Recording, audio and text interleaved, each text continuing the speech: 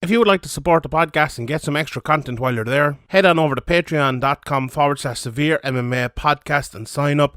From the rewatch to the Q&A, we will have loads of content every week. So sign up, patreon.com/SevereMMA podcast. And now, here's the podcast. Welcome everybody. It's episode 369 of the Severe MMA podcast. My name is Sean Sheehan, joined today by the Kit Harrington of Irish MMA Media as we talk about, it's a massive weekend in the world of mixed martial arts and another one coming up next week.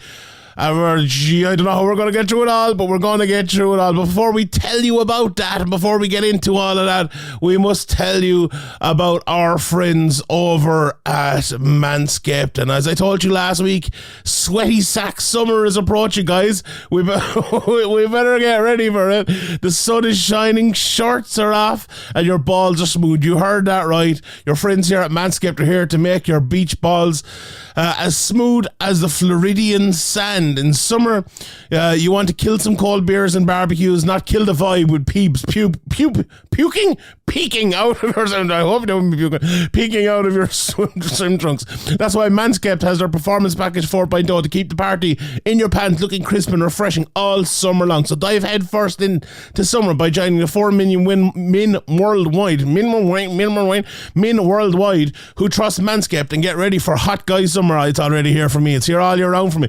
But by going to manscaped.com and getting 20% off plus free shipping with the code SevereMMA. And it's all about that Manscaped Performance Package 4.0. It is everything you need for the summer. You'll find the Lawnmower 4.0, the ear and nose hair trimmer, that's called the Weed Whacker. You'll also get the Crop Preserver ball deodorant and the Crop Reviver toner, as well as the boxer briefs and the travel bag to hold it all in. That Lawnmower 4.0, you probably know by now, it has the advanced skin safe technology, 7,000 RPM motor, unbelievable multi-function on and off switch, and it gives you the ability to turn on the 4000K LED spotlight when you need to be a little bit more precise. Did we tell you that it's waterproof too? So you can use it in the shower, you can use it anywhere you need it. Once downtown is taken care of, you can use those liquid formations, then the Crop Preserver and the ball toner as well, with a smoothing aloe vera formula. It's the best in the business for below the waist freshness. Manscaped is even thrown in 2 free gifts. They are the boxers and the Shed travel bag. Love that Shed travel bag. I bring it absolutely everywhere with me. I want to take not everywhere, but like when I'm going somewhere, I don't just like walk around with the fucking Shed travel bag all the time. I want to take your grooming even further. Look at Manscaped Shears 2.0.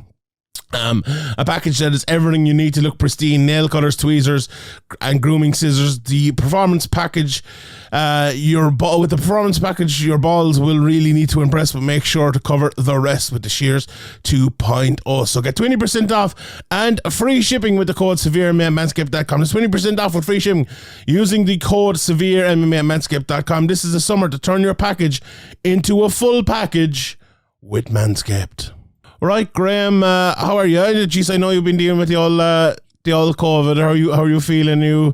Last week I hit my head, I had a sore leg and all, and I got through it. You're coming in with the flu game this week, the bad flu, the Rona. You getting through it? You okay? You surviving? Yeah, no, I'm grand. The first day I had a headache and I was tired, but since then I just have a little bit of a headache, but it's nothing too bad. It's fine. That's good. You get through it. I know. The first time I had it, I never actually tested positive for it, but I definitely had it the first time anyway. But the second time it wasn't as bad. So the old vaccines and the bit of maybe immunity and stuff we have aren't as bad. So I'm glad you're getting through it all right. But sure, look, we have a lot of fights to get to. So take a bit of a drink, take a bit of a breather in the background if you need it there, because we'll need a lot of air to get through this one, Graham. What a weekend in the world of mixed martial arts. It was very draining, to be fair. I was nearly falling asleep by the time the UFC main event came around, although it felt like the longest card of all time. But Friday night, 2 very good cards, lots of one anyway, a very good card, and lots of knockouts and everything like that. Then Cage Warriors, then the UFC. God almighty, it was one of those weekends in MMA that, I'll say it again, was very draining but also very enjoyable, and especially when you see a card like that Cage Warriors Belfast card, which we're going to start with. God, you couldn't be happy watching a card like that. Did you enjoy your weekend of mixed martial arts, Graham? I know you're stuck at home because of the Rona, so you had lots of stuff to watch at least anyway. Yeah, exactly. Yeah, there was loads of stuff to watch. As you mentioned, it kind of reminded me of before when I had the Lee Hammond fight up on one screen and the Cage Warriors up on the other screen, trying to watch both and not really being able to watch either properly. But yeah, so it's good to have, in particular for us, like Irish guys fighting kind of important enough fights as they rise up, and you see a lot of them winning as well is obviously a big positive as well. And just outside of the Irish side of it as well, I thought Cage Warriors was a really, really good card. The UFC was a pretty good card as well, and so I think it was a really good weekend of martial arts, so it kept me entertained at home. We can't bury the lead. We have to talk about Rhys Mckee straight from the top. We wouldn't be doing our job as an Irish MMA podcast, the most successful Irish MMA podcast. Let's put that out there straight away. If we didn't talk about Rhys Mckee, this lad, I remember talking about him years ago. Look, we talked about Rhys Mckee before his pro debut, and we were giving out he shouldn't be fighting Johnny Jitsu, and we got a bit of stick for that. So, and Andrew obviously there last night. Great job by Andrew McGahan as well above at Belfast. The camera work, the interviews, and all absolutely fantastic. So fair play to him. But Andrew, interviewing him as an amateur and everything like that, to see. And we talk all the time as well, and it's not just about rising from amateur to wherever you get to and then to become a champion in an organisation like Cage Warriors. It's looking at the setbacks too, and looking at, he was even giving out to you a couple of times ago for talking about maybe going back down in weight, and obviously he had the tragedy with his father dying and losing that fight to Tim Barnett around then, and then coming back again and beating Tim Barnett and becoming the BAMA champion, and then losing to Terry Brazier, then bouncing back in Cage Warriors, getting to the UFC, getting cut from the UFC, bouncing back, getting a couple of wins in Cage Warriors again. That says a lot about Rhys Mckee. And I think last night, you're 15, 16 fights into your career, and you reach a stage where you're in a fight where it's a back and forth. It's a fight that you'll either get knocked out in probably, or knock someone out themselves, or maybe get submitted or whatever. It was a war of attrition. That's the sort of fight that if it goes 5 rounds, it's going to be a slap fest probably in the last 5 minutes, because these lads have put so much into it and have left so much out there. And I kind of mentioned that last week in terms of Burlinson hasn't done that yet. Now Burlinson has had a couple of setbacks as well, and he'll be back. This guy is a really, really good fighter, but it feels just like Rhys Mckee was at 5 or 6 fights ahead. That little bit extra bit of heartbreak ahead, that little extra bit of of confidence in his game, to know that I have been knocked down before, I can rise up again. And to me, that's exactly why Rhys Mckee won the fight. We can talk about the technique, we can talk about the power and all of that, and that all goes through. Without that, he wouldn't be in the fight, he wouldn't be there. But without those setbacks, without that ability to know in yourself deep down when you are gut checked that you can rise up and you can win a fight like that, and Rhys Mckee did that. And for someone to do that after all those setbacks and to be able to rise again, to do it like that, that takes something from within. That takes a special sort of human being. And I think, as Graham, you can probably say it better than me. You watch Rhys, even probably the same or even more as me on the way up. It wasn't surprising, honestly, from Rhys Mckee. It wasn't surprising, and I think that's why a lot of Irish MMA people as well were very sad when Rhys was cut from the UFC and felt he didn't get the opportunity maybe that he deserved after the Morono fight especially. But to see him come back and win a fight like this against the caliber of a fighter like Justin Burlinson, it was fucking amazing. What were your thoughts on it? Yeah, it was an absolutely brilliant fight, and it was a brilliant performance from both guys, really. But from Rhys's point of view, it looked at one stage. We'll probably go into the specifics of the fight, but I think the ref didn't help him. But it looked at one stage like the ref was gonna stop the fight against Rhys, and he just kept moving, even though he ended up in a worse position. When the ref told him you have to get out of there, he put himself in a worse position just to make sure he kept going. That bit of experience, as you mentioned.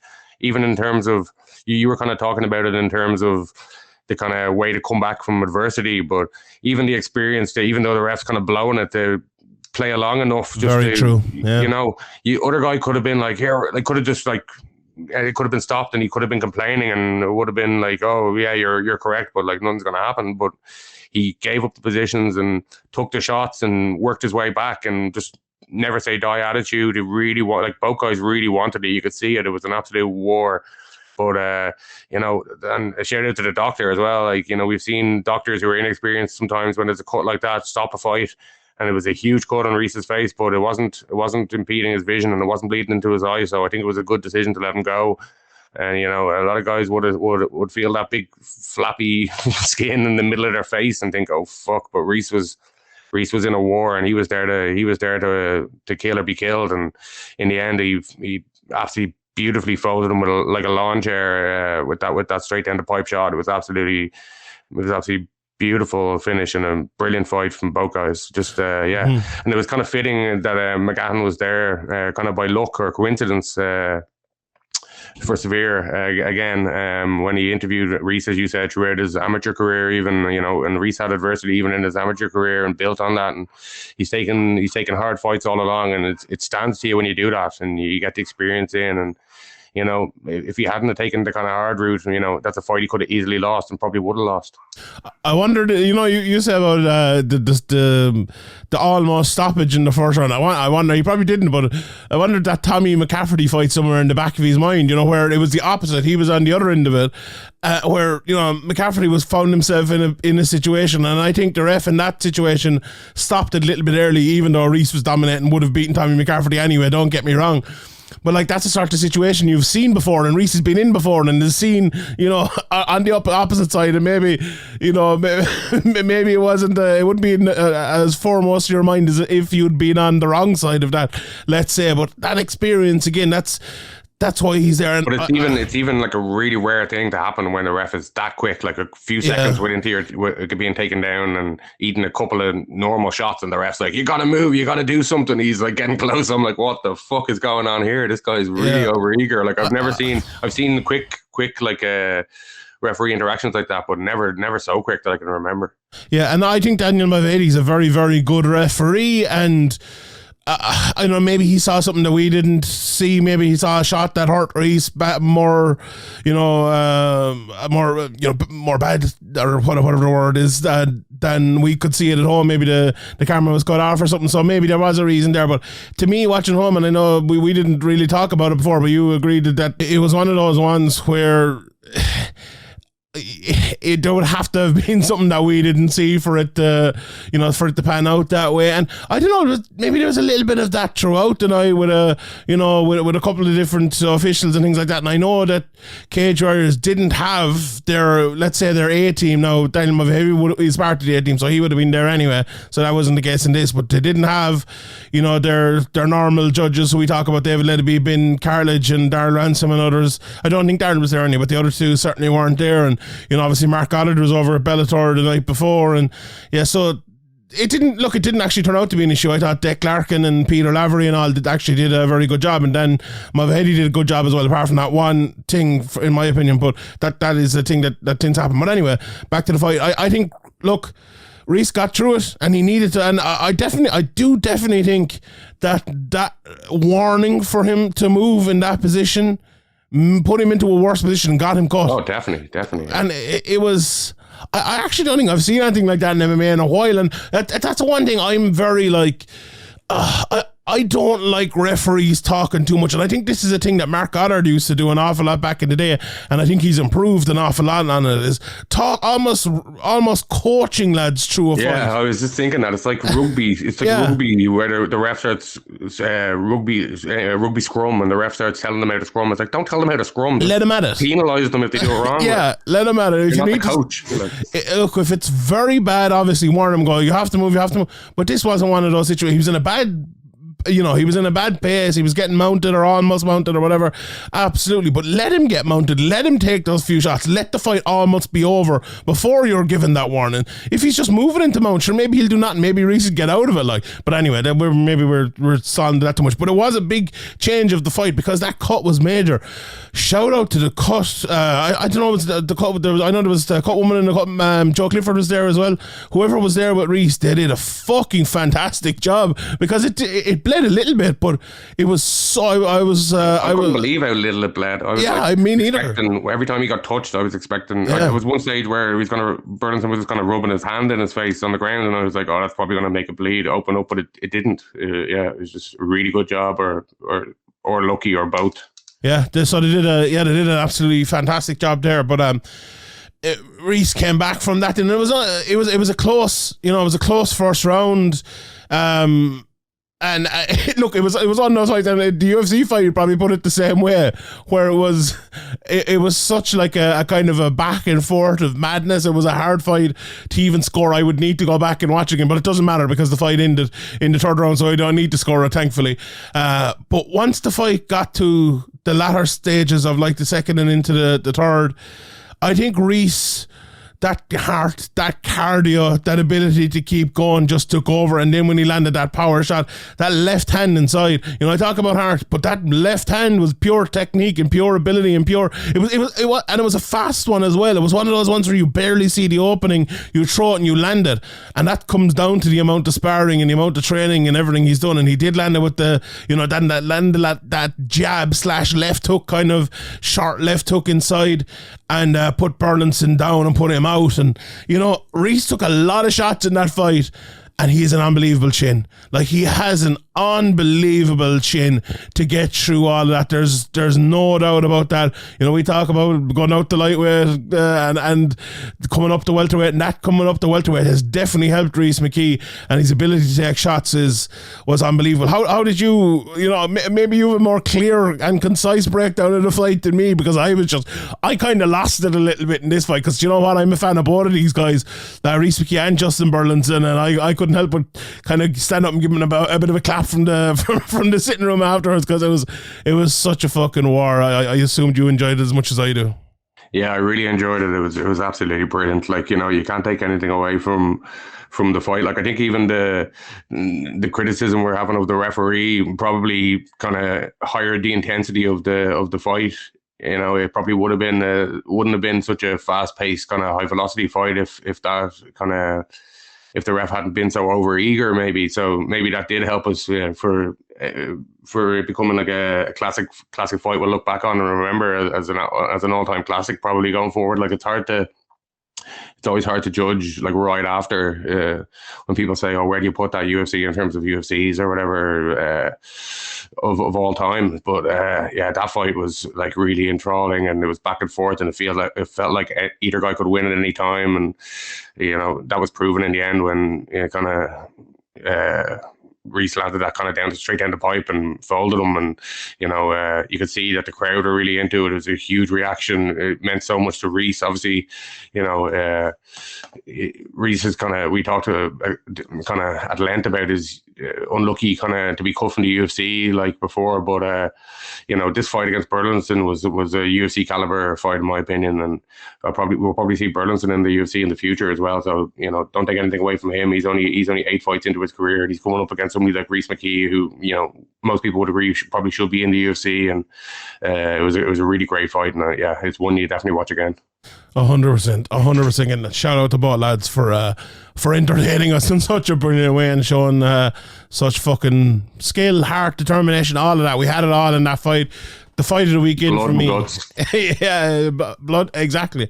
Blood and guts. It was absolutely astounding and absolutely brilliant, and fair play to him. And this card overall was very, very good. Unfortunately, I would have killed to have been there, but I couldn't in a family occasion this weekend, so I couldn't be there. And obviously you had the Rona as well, so you couldn't be there. You know what? Thank God for Andrew McGahan. He was able to go. It just turned out to be the worst weekend for all the SevereMMA crew, but Andrew stepped up to the mark and he did an absolutely fantastic job. So check all his stuff, all his interviews out over on our YouTube, and still wearing that red and black still wearing it.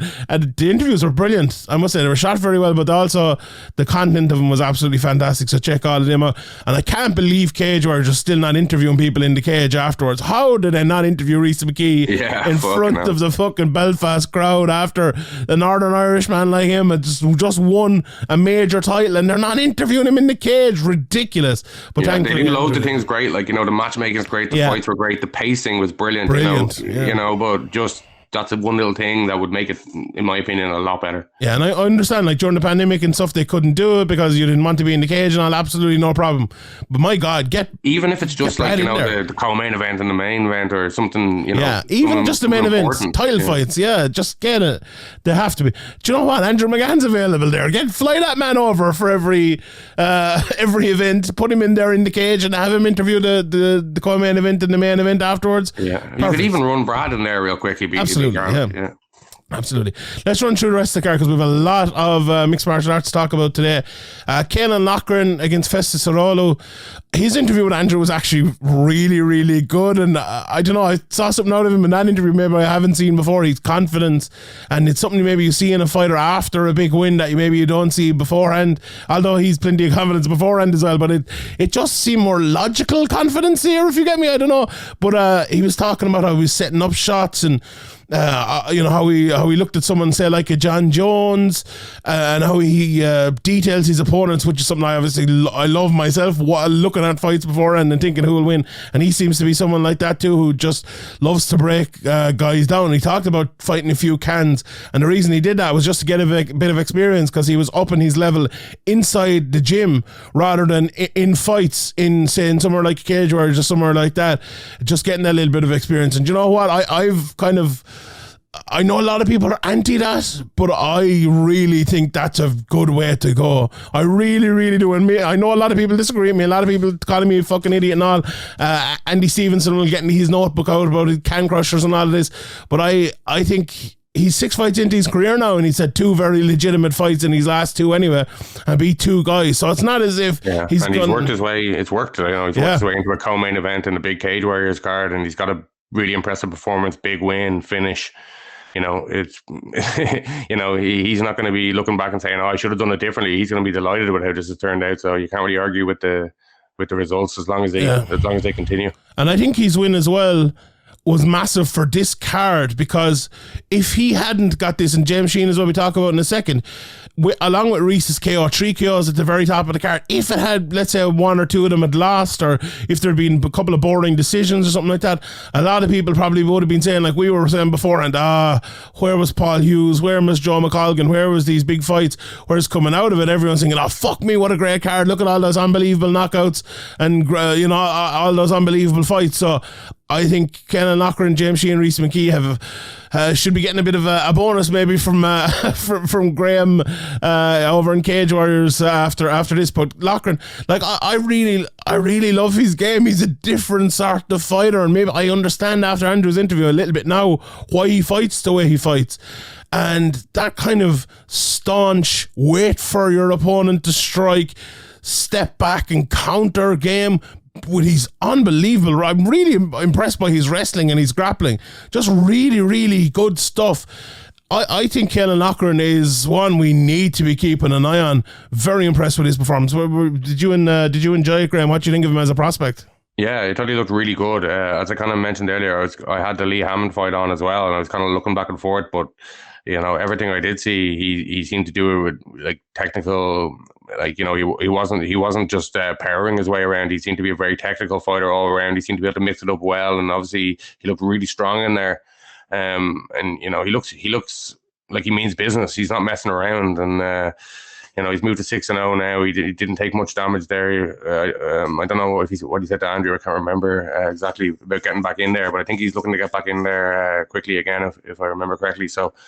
Yeah, really good performance all around, and he's answered kind of some of the critics there with that performance. But I'm sure he'd be looking up the division, and the tests are only going to get harder. With Cage Warriors and Ian Dean, there's no easy matchups. It doesn't matter who you fought before. Ian's going to put you in there with people who he thinks is an even matchup and an exciting fight. So I'm definitely looking forward to his next fight, and he's in my view, he's kind of proven himself as a prospect.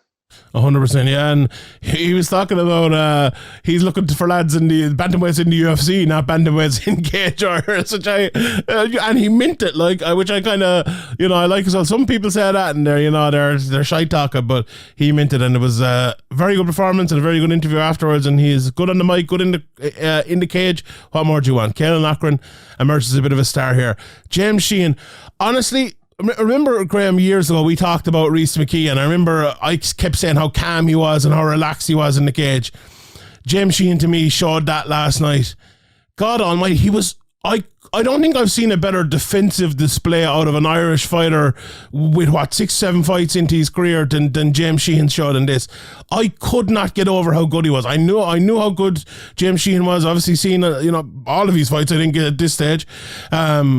But the defensive ability here, and he did get caught with one shot towards the end of the first round, but he recovered from it. It wasn't massive or anything like that, although Martin caused, but fair play to him. He did hit him he did hit him pretty hard at one stage, but his ability to defend all of those shots, come back, land lovely combinations, lovely shots the whole way through, power in his hands.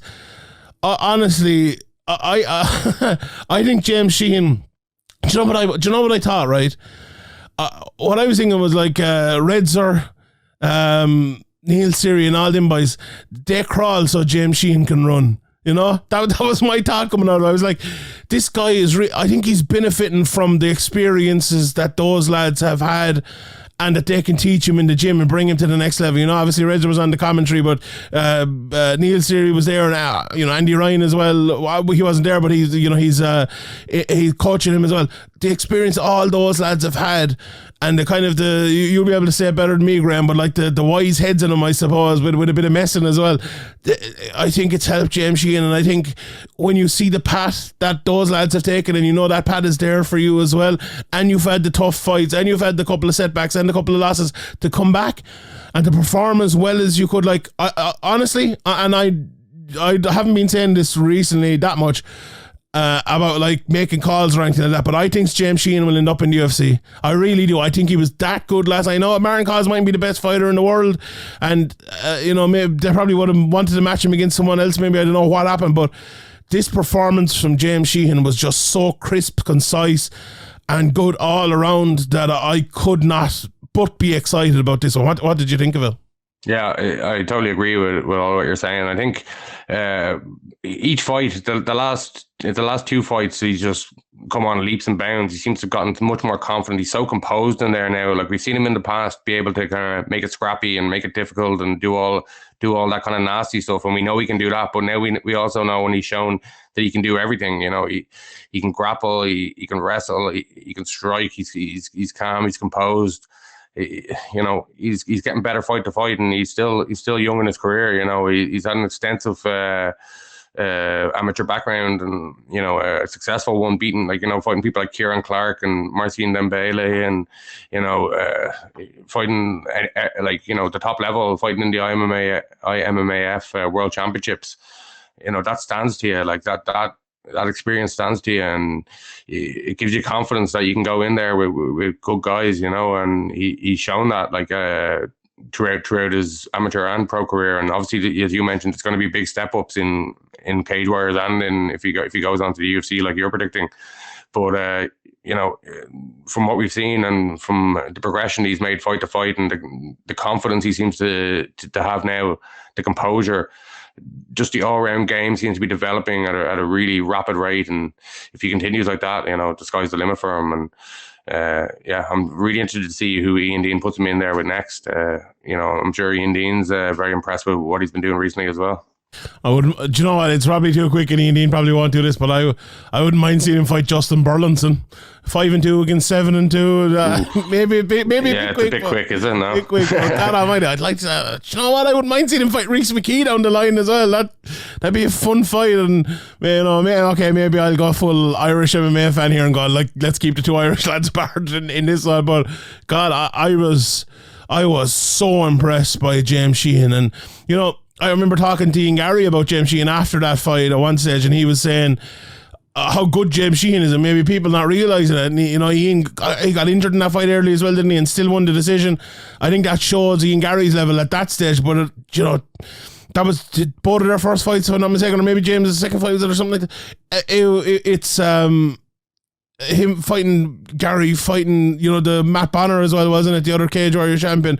Those sort of things can only bring you on, and wins like this can only bring you on as well. And from move to what was he? What was he 1-2 in his career, or 2-2 to move now to 5-2? Yeah, he was 1-2, and 4 in a row now. It can really go either way at that stage. Like, he can lose confidence, the pressure can be on, but he's really showing his class, and he looks to be developing rapidly, and if he continues to do that, then the first SevereMMA sponsored athlete as well. Did us proud. SevereMMA 1-0 in the Cage Warriors cage. So it was great to see fair play to him. The logo put it big on the t-shirt and big on the shorts, and got the job done. Did us proud. Indeed, hundreds. And look, it's something we're going to try to do maybe a year, maybe once a year, maybe even twice a year. And we want to get the people on Patreon involved as well. And the more people that sign up and better, not to go sign up and we'll give people money, but we want to do it one time where let's say someone's fighting in the month of May. Everyone that signs up in the month of May, all that money from people that sign up go to the fighter. So you get a month of Patreon, and all the money the $5 you give goes to the fighter. So if 50 people sign up, 250 quid will go to the fighter, as well as the money we'll give them, like James Sheehan this week. We want to do something like that. We tried to do it before. We couldn't do it this one because it was on too short notice, but I think that's something that I would like to do. If I wasn't part of SevereMMA or part of the Patreon or whatever, I would like to sign up, give a $5 towards a fighter, and if everyone, if a few hundred people did it, feel free to cancel afterwards or whatever. Let's organise that for the next time. Maybe next time Cage Warriors come back or whatever, we'll pick out a fighter. Maybe it's Ken and Loughran, maybe it's Ryan Shelley, maybe it's Lee Hammond, maybe whoever it might be. I want to do that again, and I want everyone to get involved and make it bigger and better. So I'm glad that James Sheehan, absolutely one of the guys that deserves it, coming up, and if any little bit of help that we can give back to Irish MMA fighters, I'm proud to do it. And I was delighted to see the emblem there last night, and congrats to James Sheehan and all that. Right, let's enough fucking whacking ourselves off here. Let's move on. The Pasquale Hardwick fight went to a draw. Very good fight. Congratulations to both guys. What about Ryan Shelley and Matthew Elliott, Graham? How'd you score that one? Yeah, I actually thought Matthew Elliott won it. It was really close the second and third rounds, and it was really good corner advice, I think, from Chris Fields when Shelley was on his back, just to keep throwing the elbows, because he was landing them, but I didn't think it was going to be enough. I thought Elliott had done just enough, but I did think these rounds are really close. These are a lot closer than people are going to think. The second and third round, and I was a little surprised, but I wasn't too surprised. Maybe I was more surprised by the 30-27. Once the 30-27 was read out, I thought, oh, this is going to be Elliott. When it was 29-28 split, I was like, fair enough. But then with the 30-28, I did think Elliott was gonna get the decision. But Shelley did close the body triangle on the bottom and land some decent elbows, but I didn't see anything of huge impact, and maybe I missed some big shots that the judges saw. That maybe some of those elbows did have sometimes when you're cage side you can hear the noise of a shot really sinking. Maybe they heard that and we didn't, so maybe that was what swung the fight. But I personally thought that Elliott was going to get his hand raised. So the judges had it. Paul Barton had it 29-28 for Elliott. He had the first 2 rounds for Elliott and the third for Shelley. John Hand had it 29-28 Shelley. He had the first round for Elliott and 2 and 3 for Shelley, which you kind of alluded to there. 2 and 3 were close, and obviously Mike Williams had all 3 rounds for Adam Shelley. Look, the one major thing I would disagree with there is the first round. I thought Elliott did more than enough in that first round. He landed one big elbow. Yeah, that's what I said. Yeah. The first round, the second round, and the third round. I think. I agree. But the third judge had the one thing I would disagree with in the judging cards. The judge that had all 3 rounds, because I don't think Shelley won that first round whatsoever. I had Elliott. I think I gave the second to Shelley, and I gave Elliott the third as well. 2 and 3 were very, very close. So I would agree with what you said there, and that was my thought last night after the fight as well. He did well on the ground on his back, but I didn't think he did well enough in that position. And maybe this isn't exactly by the rule book of judging, and I'm want to always go by the rule book of judging, but when you are on your back like that and being held down and a guy on top landing a few shots, it's not to be just even. To be just. I don't know, but was he being held down? He put on the body triangle himself. Yeah, but true. But to be just ahead in that situation is, almost not enough. I think you have to be a good bit ahead, and not you don't have to land 100 shots more than your opponent or anything, but you have to like be significantly ahead to be winning there. One hard elbow, like he didn't land that though. I didn't see that. Could have done it though. I didn't see that. I agree as well. Yeah, one hard elbow. Like if he landed literally one hard elbow in that second and third round, I think absolutely I would have been scored all those rounds for Ryan Shelley myself, because Matthew Elliott just didn't do that much on top. But the difference here between this fight and some other fights where you scored a fight from the bottom is the guy on top does very little and the guy on bottom does a lot. I didn't think Shelley did a lot, and I know he did say, and he held him in with the body triangle and everything like that, and he was landing some shots, but I didn't think there was anything massive there whatsoever. It was one of those fights that looked really aesthetically bad by the judges' scorecards, because Elliott was kind of holding him down and dominating the fight, if you want to put it that way. But I have no problem whatsoever with a 29-28 Shelley. The first round wasn't, it wasn't a blowaway by any means by Matthew Elliott, but I thought he landed some good ground and pound in that first round. But look, do you know what? Overall, I scored it for Elliott, and it might, so if Matthew Elliott's listening to this, he'll probably give out to me about what I'm saying next, but I like fights scored like this, to be honest, even though I disagree with it, and I don't think it was the right way. If more fights were scored like this, where it is the guy on the bottom, where they are looking at shots landed more so than the position, I think that's a good thing for MMA, so I'm not going to complain about this too much. But if you're Matthew Elliott... but technically, I think by the rules, I think Shelley, he needed one kind of big, impactful elbow, and not just like a series of kind of not soft, but like light or medium, not huge elbows. But as I said earlier, maybe there was one or two in there that we missed that sounded a lot harder than they looked from whatever angle, or the camera was changing at the time, or the wrong angle on the fighters on the ground on the camera can happen sometimes. Maybe that happened, but I definitely agree that the first round, the 30-27 was a bit of a rogue scorecard. But Shelley, obviously he'll take the win, and there's loads of things to go back and work on, and it's kind of perfect for him. He keeps his undefeated record with a win here, and has a load of things to go back and work on. But for Elliott, he's just got to be a bit more active. Like, he did have the opportunities to be more active on top, and to make sure of those rounds, and he'll definitely learn from that as well, and he won't be making that mistake again. 100%. Let's talk about Adam Shelley. So we had the Martignoni win over Scott Malone, pretty unanimous there. We had Big Mike as well, getting a massive knockout in 30 seconds over Glenarvan. Anyone who's listened to the podcast with Jake on him knows all about Big Mike, great stuff. But Adam Shelley, James Power fight. Watching James Power before, and he had only fought cans up until this point, but I could see in those fights, even though he's fighting lads who are no good, this guy is legit, and he's a really good prospect, and he showed that here against Adam Shelley. The two Shelleys known for their striking prowess, but this was, this was like the Taekwondo striker against the real striker, if you want to put it that way. And I feel bad about saying that, because I think the two Shelley brothers have really improved. And obviously, Ryan has gone on to become 5-0, and Adam's at 2-2, but he's not a guy I'd lose hope, and I think he'd come back. But I think, once he kind of threw this spinning back kick to the body, and I'm like, you're in a real fight here. You can't be throwing that sort of thing. Like, James Power was coming forward, throwing hard kicks to the body and the leg, and, landing some big shots, and he was able to get the finish towards the end of the second round. And this is a very, very, very good prospect, and it may be unfortunate for Adam Shelley to meet someone this good at this stage of his career. And I know they're both only 4 fights in, but I think James Power is well ahead of where Shelley is right now. Not to say Shelley can't get there and won't improve again, but I was very, very impressed with him. What did you think of this one overall, Graham? Yeah, I thought Power was able to mix it up really well. As you mentioned, he wasn't just headhunting, he was working the body, working the legs, he was mixing it up. He seemed to be comfortable, composed.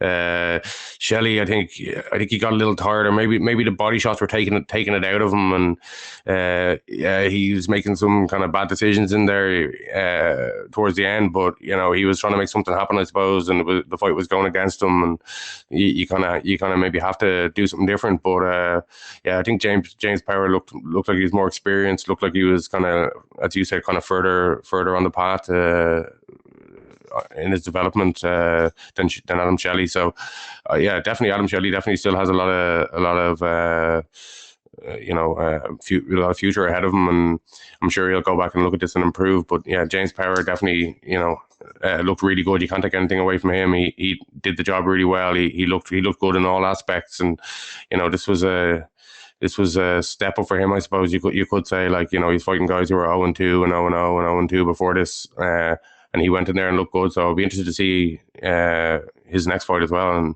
he definitely, for somebody so early in his career, he definitely looks more polished than you would expect. 100%. Open up the card then, Adam Darby making his pro debut. Anyone in the Irish MMA scene has known the name Adam Darby for a long time, coming out of Team Rhino, the next guy coming through. And I haven't gone back and watched a few of his fights. He hasn't fought in a while because of the pandemic and all of that, but I was like, maybe he's been hyped a little bit too much. And he came in here and he had a rough enough start, and I watched a couple of Dorian's fights, and this guy can hit, and he's not a bad fighter at all, and he was 2-1, that extra bit of experience, and it was a good start for him. And then Adam Darby hit him with that up kick, and then everything changed, because Dorian never recovered from that, even though the fight went on probably another 2.5 or 3 minutes or whatever it might have been. I was so impressed with the pace that Adam Darby kept there, and the calm as well. I know I love that word calm today, but his calm and his technical ability when the fight went to kind of a mad stage where a lot of people probably would have rushed that finish, and especially when you're a big, tall guy like that, gone inside and probably got clinched or maybe taken down. But he kept especially in your pro debut. You're making a pro debut in cage where the crowd is screaming, and he just kept his composure perfectly. Yeah, and that's the sort of thing as well that will benefit you in that area, but it'll also benefit you. We see fights all the time where guys, look, he needs to keep him at the end of the jab line combinations, and then 30 seconds into the fight, it's fucking clinched, and his opponent has over-unders, and it's fucking 5 minutes of clinch work. I feel like that sort of performance from Adam Darby is something that'll show him as he goes into his next couple of fights, you can do this, and you don't need to be drawn into those situations because you have the technique to be able to stay away from that.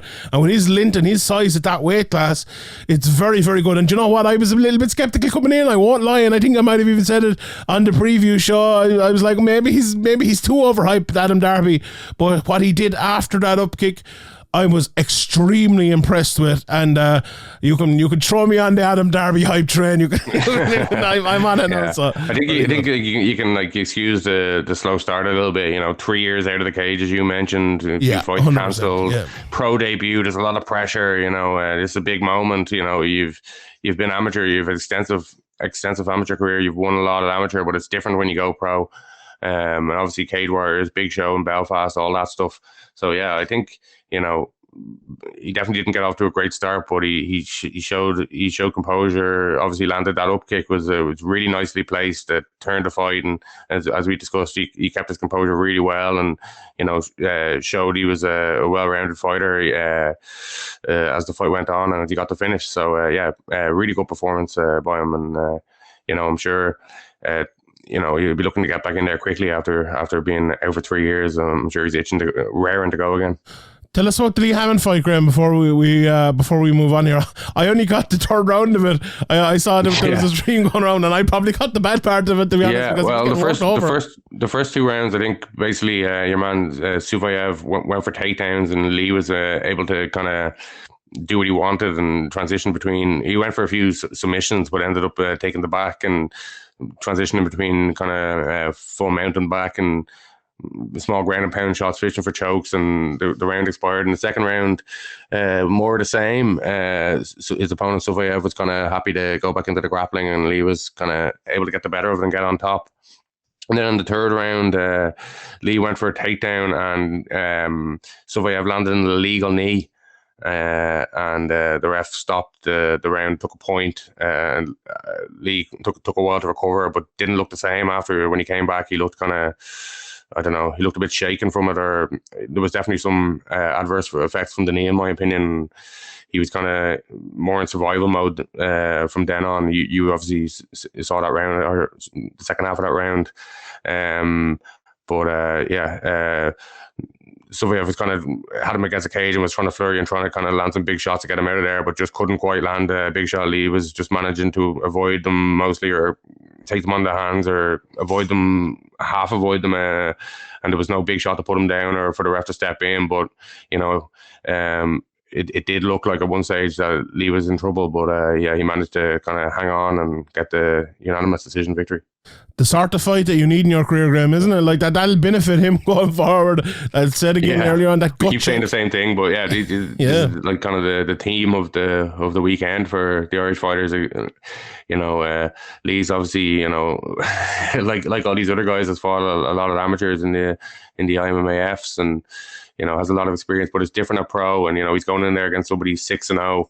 In a foreign country, kind of probably brought in there to lose, the kind of situation that you're usually in. A guy who's coming off a decision win over a 9-2 guy, so it's definitely a step up for Lee, and he was looking really, really good. Obviously, his jiu-jitsu is on point, and he's been working a lot on his striking with Phil Sutcliffe from Cumberland Boxing Club, and he didn't really get to show it in this fight. It was more because it was more of a grappling fight, but.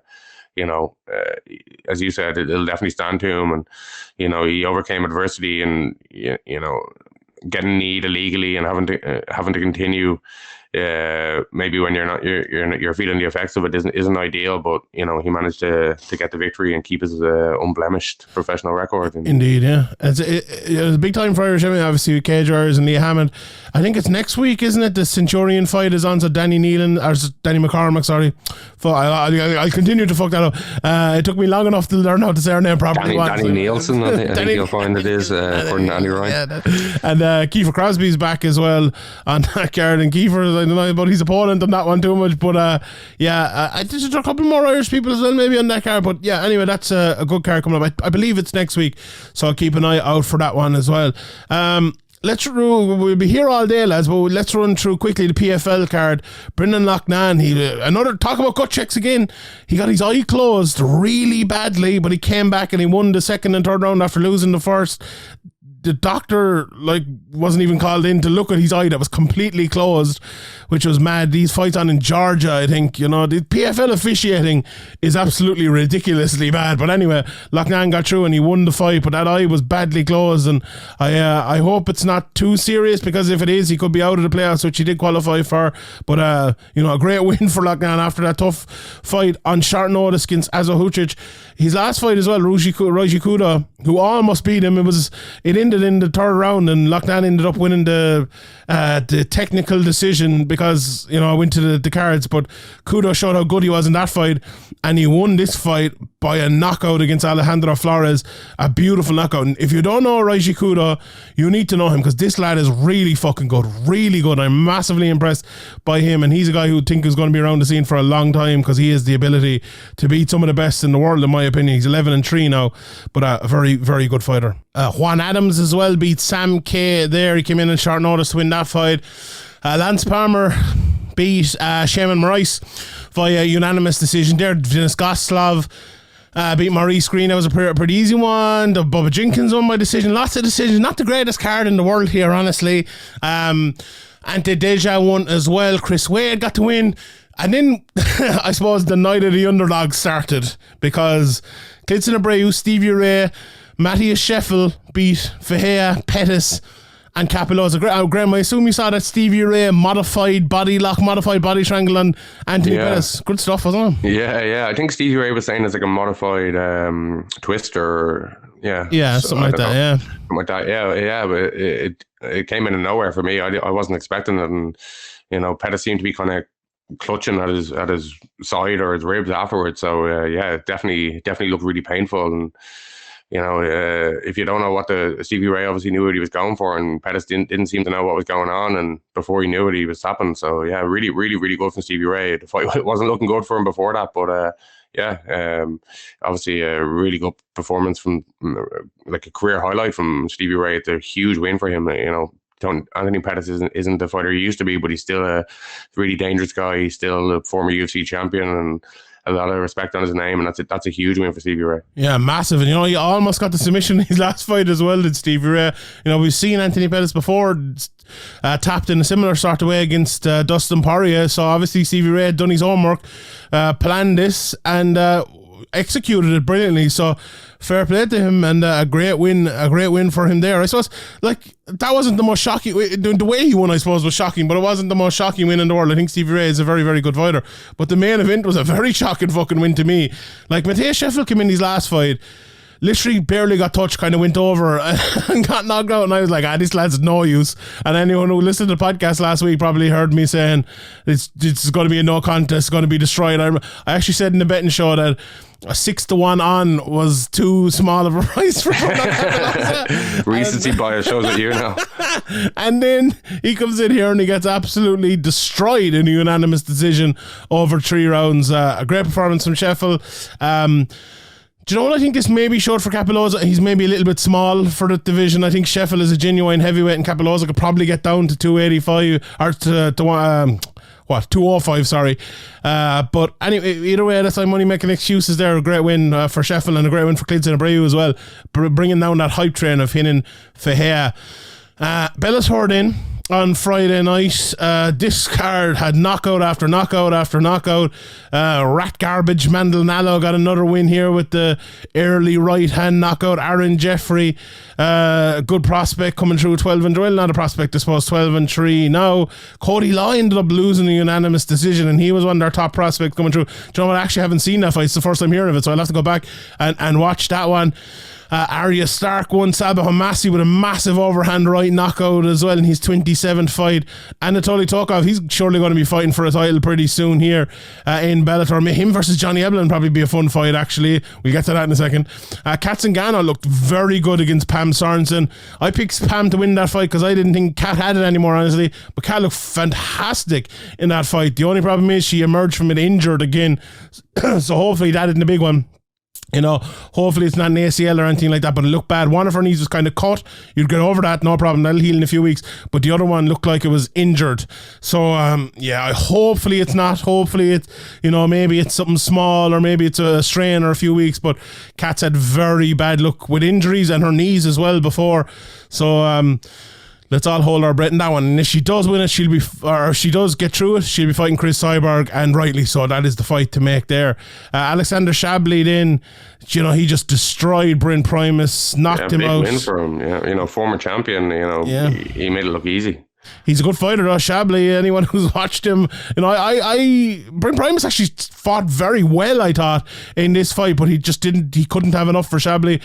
Everything he landed, Shabliy looked way more impactful than everything Primus landed throughout this fight, and he ended up getting the right cross, a few ground strikes, and that was that. Then Lucas Brennan went to 7-0, massive prospect coming through. He got the submission over Johnny Soto here. Kilis Mata beat the ranked guy Dan Moretti here in the United decision. That was a very, very fun fight as well. Ireland's own Brennan Ward got a finish as well. KO against Cassius Kane. Great weekend for the Irish. Great weekend for the Irish. And God almighty, what a fight between Magomedov and Enrique Barzola. Just the back and forth. Barzola stopping the takedowns, beating up Magomedov at different times, but he kept coming and ended up getting the guillotine choke in the 4th round. Jesus, we'd had some fantastic fights this weekend. You'd almost forget about that one. It happened so long ago, but I'm a massive fan of both of these guys. Honestly, I think if I'm redoing Team Sheehan, I think Barzola definitely be on it, but I love Magomedov as well. And he's in that tournament now and moving on. And also in the tournament moving on, Danny Sabatello beat Leandro Higo. Rafi and Stotts came in afterwards and cut a fucking great promo on him, saying he was boring and all of this. And it was a boring fight. It was a terrible fight. Sabatello at one stage, he almost got finished early in the fight. Was it with a submission or something? I can't remember anyhow, but I think Higo won one round. He looked like he was going well, but Sabatello came back and he won. He's a very good wrestler and everything, but Stotts beat Magomedov and stopped his wrestling in his last fight, so I don't think he'll have I don't think he'd be worried about Sabatello, although you should be, because he is a very, very good wrestler, but he is your prototypical, he's probably the modern day Matt Hughes is probably the worst thing I could say about him, while still being the best thing I could say about him, I suppose.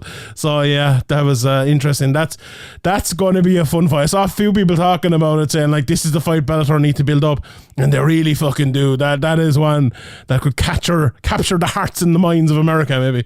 But the main event in Johnny Eblin destroyed Gegard Mousasi, beat him from pillar to post. It looked so different, the fight, than I expected.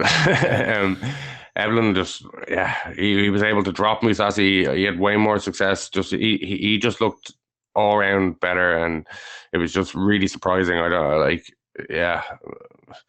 know if it's Eblin being way better than I expected. It probably is that as well, or Mousasi, being over the hill or having a bad day at the office or something, maybe a combination of both. But this fight looked drastically different than I expected, and Eblin just had his way. Do you know what? I'm not too surprised, honestly, by this fight. Coming into the Vanderford fight, I thought Vanderford could cause Mousasi trouble with his wrestling and everything. That I haven't gone back and watched a lot of it. Obviously, that fight was on in Ireland, so I gave an extra bit of care to that one. But going back watching Johnny Eblin, the main reason I think a lot of people were kind of writing off Johnny Eblin is because he's maybe a little bit similar to Vanderford, and Mousasi destroyed Vanderford in seconds in his last fight. But in that fight, Vanderford kind of got a stinger early, was finished before the fight even started type of job. And I kind of said that in the preview, and I said there is ways to win here for Johnny Eblin, and he showed it. And I think, you know what, he showed more ways to win than even I thought in that preview. Because you look at Johnny Eblin, right, and I remember I watched his 6th fight, he's 12 now, and his striking wasn't great. And then I watched his fight 2 fights ago when he went 10-0 against, I think it was, what's his name, Chris Honeycutt or something like that. And his striking looked really good. Colin Hookbody. How did I get Chris Honeycutt out of that? Very similar anyway. Yeah, Colin Hookbody. Yeah, I watched that fight, and his striking looked just way superior.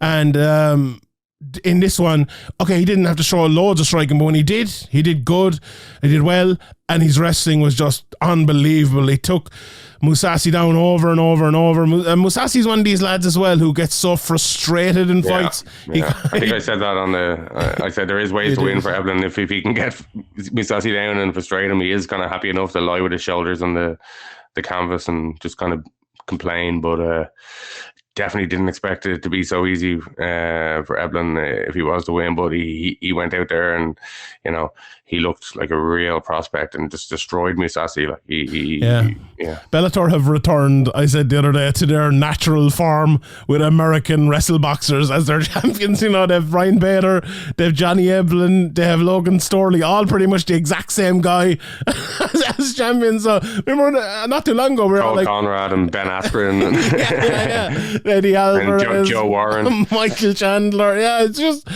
it's mad. But remember, like not too long ago we were saying, it's just going to be all Russian champions in Bellator, but that has changed very quickly. They still have a couple, obviously, but and Nimkov a bit, have they called him just Nimkov, or who else is? They have obviously Amosov is from Ukraine, and the 3 Americans. Cyborg is Brazilian, so no, they only have one. Maybe I'm missing someone.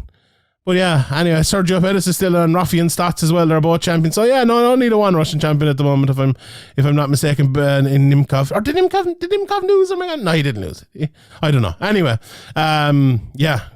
Fair play to Bellator, fair play to Johnny Eblin, great stuff out of him there. Right, let's talk about the UFC card. Oh God, we're an hour into the podcast and we're just getting to the last night's UFC. Let's run through quickly the undercard. Vanessa Demopoulos, probably one of the most unlikable people in all of the UFC, got another boring win here. Fair play to her. Mario Bautista got the rear naked choke against Brian Kelleher. Brian, he'd be lucky, I'd say, to keep his job through 1 or 2 more. Cody Durden, JP Boy's another lad. What's he doing in the UFC? He's absolutely stone useless. Good win there for Cody Durden. Sergey Morozov beat Julian Paiva. That was a good fight, unanimous decision. Shailem Nurdambeke beat TJ Brown by unanimous decision in his 47th fight. Shout out to my guy Rob Sargent over in Sherdog for getting all those fights together. Carlos Ulberg, lovely left hook KO over Tafon and Chukwi. Serious power, doesn't he? Yeah, he does. The only thing I would say, he's only 5-1, and at 205, right? If you're a very good fighter like Ulberg seems to be, you're probably going to get pushed with 1 or 2 more wins. I would love to see someone like that be 10-1 before they got to this position in the UFC and then are getting that push, because it's tough. You need that a bit of extra experience when you get there in the light division like 205, and maybe he'll get a couple of setbacks along the way and they'll do him good, but 6 fights in, That's dangerous. And now, not to take away from the win or anything, and I wouldn't be saying that if I wasn't impressed by it, but I think that could be an issue for him. One person who certainly doesn't have that issue is Chris Curtis. In his 37th fight, beat Adolfo Vieira, just kept stopping the takedowns over and over. I think, was it 0-20 he was for takedowns or something like that? Or maybe I'm thinking of a different fight. Oh no, that was the main event I was thinking of, actually, yeah. But yeah, not a great fight, to be honest. Just defensive, maybe, for the whole fight. But Chris Curtis did what he needed to do and beat Vieira. Jiu-Jitsu, once and for all, is dead. Umar Nurmagomedov then destroyed Nate Maness. I thought Maness would do a lot better, to be honest. I said he'd destroy him, and he destroyed him everywhere. He even punted him in the face. Yeah, that was insane. He front kicked him through his head. But it was different than one of, I don't know, something different to it. I don't know how to describe it exactly. You have to go and watch it. He just kind of whipped him. It was like a whippy heel or something. It was insane. I don't think have you ever seen a kick like that before? I don't think I have. I don't think so. It was a little different than what you'd usually see. It was kind of like when you'd see to the body, but it was straight to the face. It was like a jab. Like a teep to the to the face. A teep to the back of the head. He just kicked through his fucking head. That was unbelievable. And Umar Nurmagomedov, and he's 15-0. Jack Shore. He took it well though. He took that punt to the face like it was nothing. He took it very, very well. Maness is a good fighter, to be fair. And Jesus, Umar Nurmagomedov, though, is different fucking level, and this guy is. It's hard to believe this guy won't be champion very soon, to be honest. But what a performance out of him again. Thiago Moises then got the rear naked choke against Christos Giagos. Josh Parisian beat the Parisian Alan Baudot. Good come from behind win there. Baudot from Paris, France, Paris. I believe he's probably not even from there. I thought Parasan was really tired when he was flurrying at the end of the round. He was looking at the ref, and it was like they were not big punches at all. He was like, "Come on, ref, please, this is all I got. He could barely talk. In fairness to him, he had more. He was a dummy. Fair play to him. But heavyweight MMA, my telly literally turned off in the middle of this fight. I don't know, the remote was up on my bedside longer. I was like, what? The telly just turned off. Anyway, Shavkat Rakhmonov then, God almighty, this guy is a fucking animal, because this wasn't one of the fights where Neil Magny didn't turn up. Neil Magny came and he was game and he tried to do all he could, but he couldn't do nothing. Shavkat was just too good. Came in, beat him up, landed a few shots in the feet, took him down, destroyed him on the ground. I saw a few people saying it was a 10-8 in the first. I didn't think so necessarily, but it definitely a 10-9. Came out, destroying him again in the second round. I don't know if this is hard to say about Neil Magny, but I think he made Neil Magny give up. I think, 2 seconds left in the round. I think he could have survived, but he knew he was going to lose. Maybe I'm reading that wrong, and maybe it's a harsh thing to say, but I think if Neil Magny was more in that fight, he would have survived till the end of that round. I wouldn't necessarily agree, but I wouldn't poo-poo your opinion there either. I think if Neil Magny heard his corner roaring, and I think he was close enough to his corner, and they were roaring 5 seconds or whatever, and if he had heard that and then still tapped, but that's easy for us to say fucking sitting here. But you heard a big clapper a few seconds before that as well. Yeah. Look, maybe you didn't hear the clapper though. You're caught in a fucking guillotine by Shavkat Rakhmonov. To be fair. But look, it's hard to know in that situation. We've never been there, never will be there. If you have that awareness of the time left, I'm sure if Neil Magny was there again and he knew there was 2 seconds left, he wouldn't have tapped. But sometimes you have to tap in those situations. Although I don't know. Yeah, it's an easy thing for us to say, but I don't necessarily think that. I think he was caught in it for a good 15 seconds. If he was going to tap, he probably should have tapped 10 seconds earlier, but he was probably saying, I'm in this too fucking much now, he has me caught, this is over. But when there's only 2 seconds left in the round, it's a very, very tough one. It doesn't look great from your point of view, but I don't know, I wouldn't personally say that about him, but I'm a nicer guy than you, so I don't know. Yeah, maybe I'm just protecting him. Do you think Rakhmonov is championship quality? Because I fucking do. Well, yeah, championship quality. It's hard to be championship quality at welterweight when you're coming up against the upper echelon there. But he certainly made Neil Magny look like no problem to him, and not a lot of people have done that. And we've seen Neil Magny kind of make bad mistakes and things like that, and throw fights away or not turn up and stuff like that occasionally. But he just got completely outscaled and out everything in this fight. So, that's a pretty good marker. But as you look up to the very top of this division, it becomes a lot harder. I'd like to see him a couple more times against the people below just before I make a prediction on that. But I'm not sure he's going to have what it takes to, beat an Usman. 100%. It'll be tough. Like, Usman has some very good matches coming now with Chimaev and Rakhmonov as well. For a guy who looks, as the rain pours outside here, for a guy who looks potentially unbeatable, to have two animals like that coming who look unbeatable themselves, it's good to see.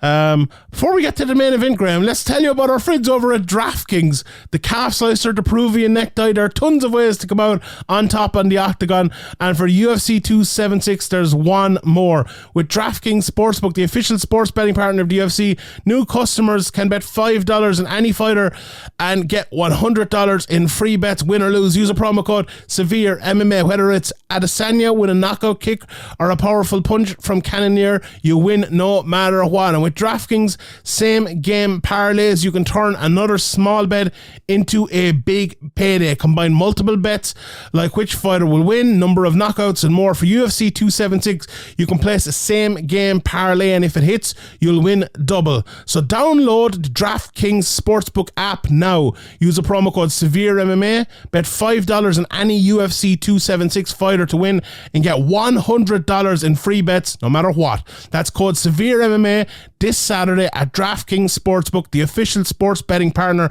of the UFC. Minimum age and eligibility restrictions apply. See the show notes for more details. And Graham, coming into this fight and coming into next week, we'll have a lot of bets, but coming into this fight, I think a lot of people were betting the underdog here, Mateusz Gamrot, and they won those bets. Yeah, maybe some judges were.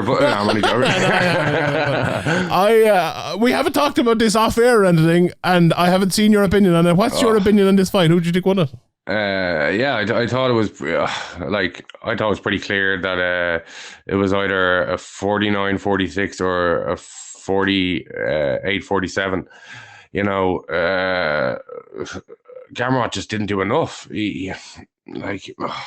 Maybe in the I actually had a 49-46, but maybe in the fourth round you could give it to Gamrot, and the third round I think was Gamrot, but the rest of them I don't see how you can. The grappling was quite even, and there wasn't big shots being landed in the grappling exchanges. And on the feet, I thought it was pretty clear, to be honest. Body work, head work maybe was the one thing, but in terms of big impactful strikes, I was shocked with the decision, to be honest. I think it was a really bad decision. Yeah, I didn't think it was a great decision, to be honest. I had Saryukin winning the first 4 rounds, and the 5th round going for Gamrot. So here's how the judges... I had the 4th for Gamrot, I think. I had the 4th. No, the 4 was the one where Rakhmonov knocked him, Saryukin knocked him down. Oh, okay, well, so that must have been the one. Sorry, it was the third round you're thinking of. The third round was very close. Look, the first 3 rounds I thought were very close, honestly. But all 3 judges had the exact same here. The first 2 rounds for Saryukin, the last 3 for Gamrot. And you can't argue with that consistency, I suppose, but I don't necessarily I don't necessarily agree with it. I thought the first 2, my guy Dan Tom, I'm sure he'll be talking about the bodywork maybe not getting scored as highly, but to be fair, I do think the bodywork in the first 2 rounds was what sets Saryukin apart, and all the judges gave him that. So I don't know, in this one at least maybe there is a wider point about that, but in this one I do think they did score that. Do you know what? Maybe as the bodywork actually diminished a little bit, he got scored less for it, because that was the most impactful thing he was landing in the fight. I still think he was landing with the more damaging, impactful shots throughout the first 4 rounds. Yeah, I think he actually noticeably hurt him, Gamrot, to the body. With body kicks, and in the boxing there wasn't Gamrot was landing some shots, but. Yeah, I didn't. There wasn't anything big there that I saw to overcome or to even out the bodywork and the the overall impact. There was two things I would say about that fight. If this was the old scoring system, then Gamrot wins this. But in the new system, I don't see how he wins this. There's two things I'd say. Look, watching a fight live there is very different to watching at home, and the judging of the impact is very different cage side. I feel like it's better. So if it comes down to impact, and this was a fight that came down to impact, but that was more so in the first 2 rounds, I think, and they gave them to Saryukin, so we're in agreement there. Look, the third was very close. I've no problem with all 3 of them giving that to Gamrot. I gave the 5th to Gamrot, so I've no problem with that. It comes down to the 4th round for me, honestly, and that... Did you notice in the commentary, when he got that big knockdown, all 3 people in the commentary desk didn't see it? And I wonder, was it one of those ones where just nobody saw it in the arena or something? I don't know. But the 2 things I will say, okay, the first thing on the impact is different live when you're there. Maybe Saryukin in those latter 3 rounds didn't seem as impactful as it did to us watching at home. But the other thing as well, and I was talking to a judge about this, funnily enough, and they said it to me, when someone is going for the takedown over and over and over, and they don't get it, but then they end up getting one, sometimes that's actually scored more highly than a normal sort of takedown would, or normal top control would, even with a few strikes.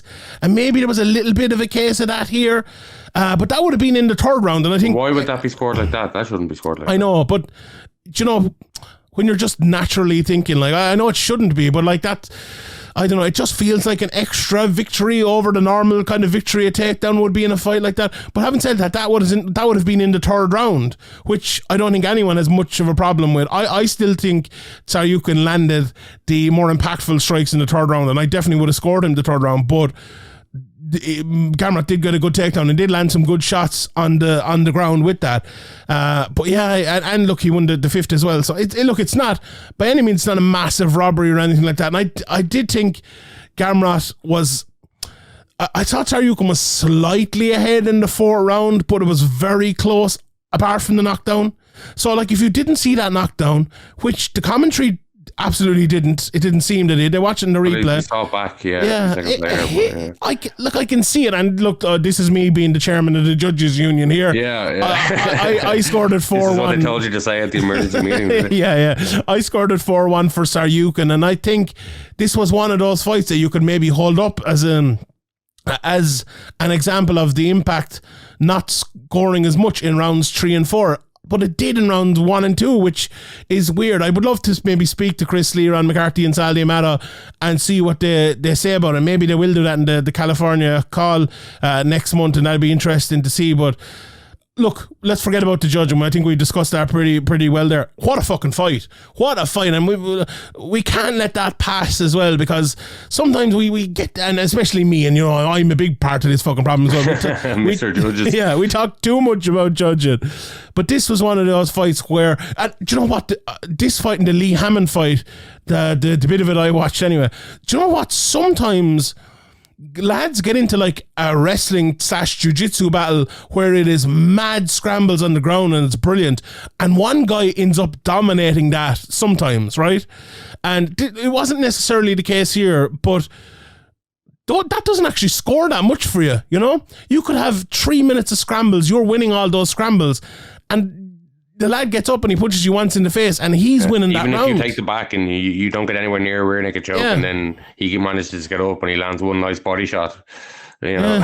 It's a lot of work for very, very little, and maybe that was a part of this fight as well. But the scrambles on the ground here, lads hitting switches, dipping out underneath when they're, when lads have their back, and just Gamrot in the 1st round, to me, it was one of my favourite displays of any fighter this year, just in terms of like the grappling and the defensive wrestling. He just refused to like stop. And you know, which round was it where his leg was up in the air and he was punching him? Yeah, Jesus, yeah, that was an impactful strike as well. Yeah, on one leg and he hit him with 3 pretty decent punches. And he's like, all right, let go of this. Yeah, and I think that was in either the 3rd or 4th round, and that is something that scores highly as well. So maybe that was a part of it as well. But yeah, God Almighty, it was such a great fight, and I think it was Conor Rebush said it well that, okay, Saryukin lost this fight, but he's only 25, 26 years of age. 25. I'm just looking at it here. This won't knock him back too much. I don't think the UFC and I don't think people in general will view this as like a massive career-defining loss or anything like that. He might even be treated, but the UFC might treat him like he won this fight or put him in. I don't think this is going to be treated like a loss because I don't think many people. Well, actually, looking at the media scores, there was some people scored it for Gamrot, but I think most scored it for Saryukin. So I think he'll probably, he won't be set back too much by this. Indeed, yeah, and what a fight, an absolutely brilliant fight altogether. Right, let's talk about next week. There is a PFL card. First of all, Kayla Harrison now fighting Caitlin Young, which is unfortunate. She was supposed to be fighting Julia Budd. Do you know what? I still like that fight anyway. I know Caitlin Young is 12-12-1, but she's a good fighter, and she beat your girl Cindy Dandoa not too long ago. She put up a good fight against Julia Budd, and I think she'll actually put up a good fight against Kayla Harrison, but Kayla will probably end up winning that, and hopefully they can get the Julia Budd fight redone. I don't know what the crack is with the playoffs now and stuff. Julia Budd's probably not going to be in them, but maybe next year or whatever. But yeah, it'd be good to see Kayla back again. Rory McDonald has a tough fight here against Sedabo C. He hits hard. He's big and tall for that division. Looking forward to seeing that. Ray Cooper III needs a big win here over Brett Cooper. He lost and missed weight last time, so I think he's on like -1 points now, so he probably needs a finish there. Magomed Karimov is back here after missing the first week, so he might need a finish as well to get into the playoffs. He's fighting Joe Zeferina. Gerard Al-Shalawi, whose birthday it is today, as I see here. Happy birthday to him. He's fighting Magomed Umalatov, who's 11-0 in his career. A really good fight as well in the women's lightweight division. Larissa Pacheco against Gina Fabian. That should be an absolute banger. Gleison Tibau is back, the only man to beat Hall of Famer Habib Nurmagomedov. He's taking on Nikolai Al-Shakin. Marina Makatina against Abby Montez. Abby Montez obviously best known for beating Claressa Shields. Makatina went 3 rounds with Kayla Harrison last time out and didn't get finished, so fair play to her. Then we've Jindarova versus Zamagul. Vanessa Mello, who's obviously in the UFC, she's fighting Olena Kolesnik, who beat Montez last time out. So fun PFL card there. And then we have the big one. Head over to DraftKings, use the promo code SevereMMA. UFC 276. What the fucking card this is. 2 championship fights on it. Israel Adesanya versus Jared Cannon here for the middleweight title, as I almost get a cramp in my leg. Max Holloway trying to get that title back from Alexander Volkanovski. We probably have a number 1 contender fight at middleweight as well. Sean Strickland versus Alex Pereira. Sean O'Malley getting maybe one of the first big tests of his career against Pedro Munoz. Brad Riddell against Jalen Turner. Robbie Lawler, the ex-champion, is back against Brian Barberina. What a fight there. Donald Cerrone is fighting Jim Miller. Uriah Hall, Andre Muniz. Muniz should be right up there towards being the next contender as well in that division. Jessica is fighting Macy Barber. Brad Tavares is fighting Dricus Duplessis, one of the best up-and-comers at 185 as well. And Jessica Rose Clark against Ireland's own Julia Stoliarenko. And Ian Gary fighting Gabe Green, 9-0, looking to go 10-0. To me, the toughest fight of his career. From top to bottom, every single fight here I'm looking forward to. And that's a rare thing in the UFC these days. What a card, Graham. Brilliant. Yeah, it's a really, really good card. Which fight are you looking forward to the most on the card? Is it Ian Gary? Yeah, it probably is. This For is me, tough it is test as well. for I him, think isn't it? this is a step up. This is a good test. Gabe Green's a experienced guy. He's been in the UFC. A couple of fights now. 3 fights now? He's 2-1 in the UFC. He was on a good streak before that. It's definitely a step up for Ian Gary. He's definitely going to have to watch his P's and Q's, as I say. But I see Ian Gary, as a real prospect. He's really well rounded. Obviously, we've talked about Ian Gary for a lot of years and what he can do, and we maybe haven't seen as much of him in the UFC. If he could have only watched him in the UFC, they haven't seen as much of what he can do as people who've been following him throughout his Cage Warriors title run and all that stuff. But he can do it all. He's in a really good camp with really top level UFC fighters and champions and things like that. So he's going to be learning from them, and I'm expecting him to continue to come out and look better and better, fight to fight as he did in the past.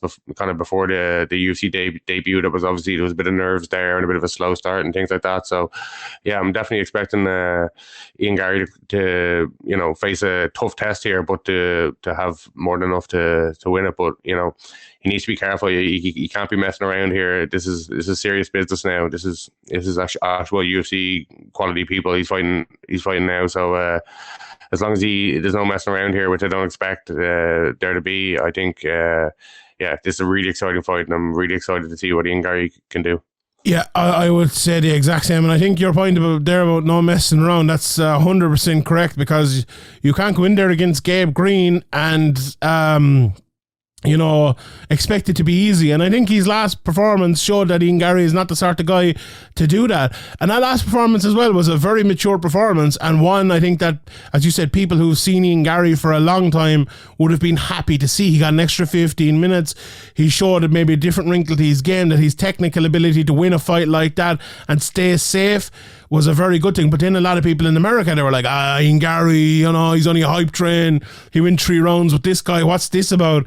Whereas, like, yeah, okay, you can say that, but what are we really looking at here? Should we be looking at one fight by itself? People would say the opposite. If he knocked out Darian Weeks in the first round, they say, he hasn't fought anybody. What if he goes into the second and third round against this guy or that guy? You're like, people are always going to look for ways to kind of criticize. Yeah, 100%. And I just think he'll need another performance like that here against Gabe Green.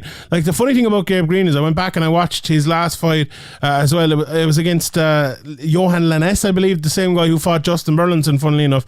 And he got knocked down hard in that fight, but still he went on and he won it. And they were talking about he had big problems with his eyesight, and he got that fixed, and it was only in that fight where he's actually been able to, like, see properly. So this could be a completely different fighter, and a guy you don't have that much tape on at 100% to look at him, which is maybe a weird thing to say, but that could actually be true. So, like, imagine if you couldn't see properly, and then you can for like the last year or whatever. Imagine the amount of improvements you'd make in your game. So that makes what we've seen in UFC history, that actually not being able to see properly can take you from middling UFC fighter to world champion. Just take away an eye there. One eye is the way forward. It is. But it's a big fight for Ian Garry. Gabe Green can come forward. He's very elusive. He's not a guy that you can easily cut the cage off of. To do that, you're going to have a very good jab, very good forward pressure, make him pay for it as well. Maybe even throw in a few takedowns and things like that. But it's definitely the toughest matchup for me of Ian Garry's career. Look, I expect him to come through, and I think he'll win the fight, but it's by no means a given this time, as sometimes it is with prospects coming through. He's 9-0, getting that good push forward while not getting pushed into madness, so lovely matchmaking, very fun. I'm looking forward to seeing Ian Garry. I don't know if I'll be talking to him or not, Graham. Might be the first time I ever haven't interviewed Ian Garry before a fight, so that's it's a bit of a pity, but maybe I will. You'll never know what the week holds. Let's talk about the two top fights, because we're going to do the main breakdown during the week with myself and Ian and Spencer and Harry, and I'm sure Harry Powell is already taking his notes here, and he'll have 10,000 pages because you need them, especially for the co-main event here. I suppose talking briefly to the lads last week, and Spencer was kind of saying he reckons Jared Cannonier is a good chance here against Israel Adesanya. Went back and watched a bit of Cannonier last night, and kind of the low points between some of the fights. And you know what? I don't know. Do I see it? I think he hits hard and he's good all around and everything like that. But I just feel like I think he might be a little bit agricultural against someone as good as Adesanya, who can keep you at the end of your jab. Like, there's a technical gap between massive. the two of them, and it's just going to be too big to overcome. Like, Adesanya is going to have to get overconfident and make a mistake for Cannonier to get a finish, which is probably his most likely way of winning here.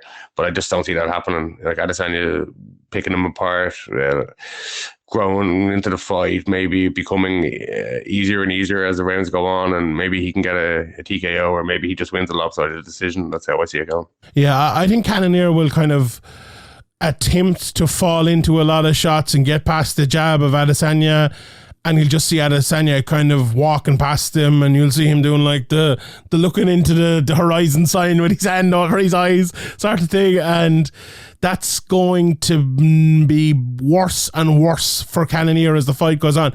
If he wins this fight, I think he really needs to win it early. You know, we said that about fights recently and we've been wrong, but I don't think he can bring that power late against someone like Adesanya who will make him miss that much. He needs to not be made to miss early. He needs to land those shots early and get Adesanya out of there. Or, you know, get takedowns and take him down and take Adesanya's cardio away. Very, very hard to do. Adesanya has fantastic takedown defense against the cage. You need to be a very well-rounded fighter to beat Adesanya, as Blachowicz produced or proved. You need to be a technical wizard and a very good wrestler as well.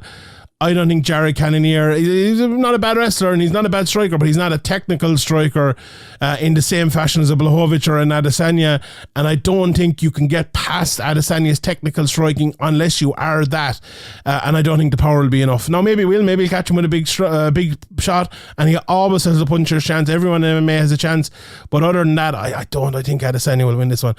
Look, the Volkanovski-Holloway fight then couldn't be more opposite to that.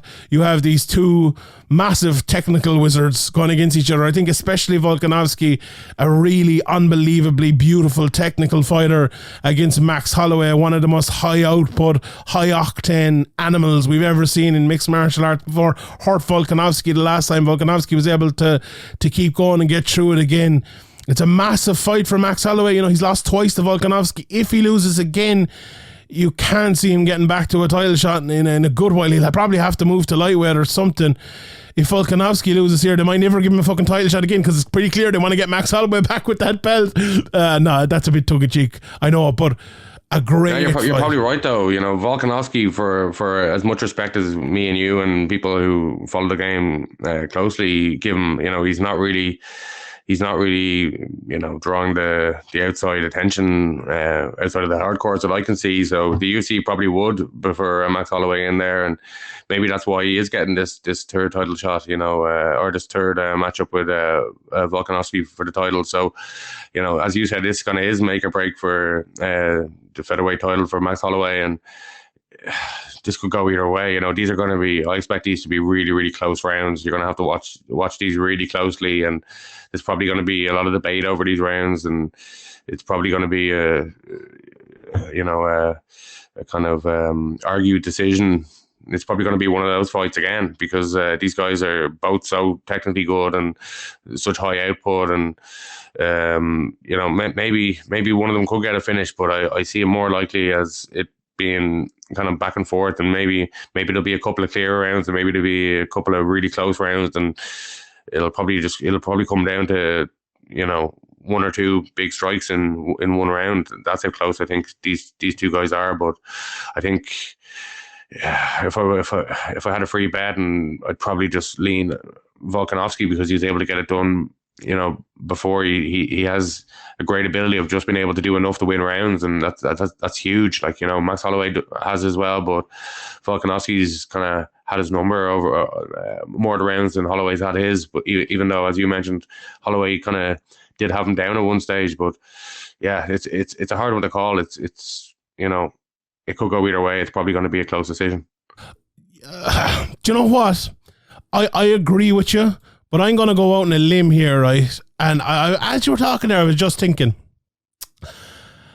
usually in fights like this, right, where there's a couple of close fights between two guys who are very, very well matched, and, you know, maybe there's some example, I can't think of any examples at the moment, but it just feels like in my head, right, that someone pulls away in the third one. You know, someone learns more about the other guy in the first two fights and pulls away and ends up getting the victory. Now, you would think that would be Volkanovski, considering he won the first two, although they were obviously very close, and a lot of people think Holloway was robbed in the second. It was a very close fight. But, you know, maybe it's Holloway. But I don't know why. I could be 100% wrong. Look, all evidence shows that this will probably be 25 minutes and another very close fight again. But I don't know, something just came upon me, and I feel like someone's going to pull away in this fight and someone's going to win it. And I'm not sure who that's going to be, because look, Volkanovski, he's just looks so phenomenal in all of his fights, let's be honest, but he's getting better and better all the time. Like his ability to, as a smaller guy, to work like a big man's game and land those beautiful kind of low starting to high finishing jabs and coming in with combinations behind him while staying defensively good, but being able to take a shot when he needs to as well. Whereas Holloway with that, I'll say it again, that high output, high octane style where he's willing to take as many shots as he needs to take while still being defensively good as well to get to where he needs to get. It's just phenomenal. He's just a phenomenal fighter. Volkanovski is a phenomenal fighter, and it'll be another phenomenal fight. And this one, it almost can't disappoint, honestly. Not to put the kibosh on it or anything there, but I'm really, really looking forward to this fight. It's a fight I would have rather maybe seen in another 6 months or a year's time. Give a couple of the up-and-coming guys, a bit of a chance, considering Max Holloway has lost him twice. I know they're very close, but still in all, I'll never complain about this fight.